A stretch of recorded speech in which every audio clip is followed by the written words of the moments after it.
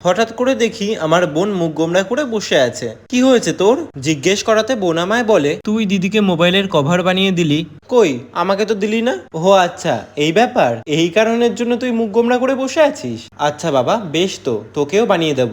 বল কেমন কভার চাই। উত্তরে ও যা বলল শুনে তো আমার দেহের তাপমাত্রা 200 ডিগ্রি ছাড়িয়ে গেছে গাইস। না মানে আমি হয়তো জীবনের সব থেকে বড় ভুল করে ফেলেছি ওকে এই প্রশ্নটা করে যে কেমন কভার বানিয়ে দেব। নিজের মনের মতন করে একটা করে দিলেই হতো। আমি আবার বেশি সাধু সাজতে গেছি, তাই জন্য আবার ঘটা করে জিজ্ঞেস করতে গেছি। ওর তো দাবি দাবার শেষই নেই। কি বললো শুনবে? ওর মোবাইলের কভারে নাকি ফুল লতা পাতা এসব চাই, তবে দেখতে যাতে সিম্পল সোবার স্যাটেল লাগে, ওই ছাপড়ির মতো যেন দেখতে না লাগে। কি মুশকিল বলতো, এইদিকে ফুল লতা পাতাও চাইছে, আবার বলছে সিম্পলের মধ্যে করতে। আরে বাবা, আমি তো বেঁচে আছি নাকি? মুশকিলের কিচ্ছু নেই। সিম্পল সোবারের মধ্যে ফুল লতা পাতা মানেই কিন্তু বোহো আর্ট। আমার খুব খুব খুব পছন্দের একটা আর্ট বোহো আর্ট।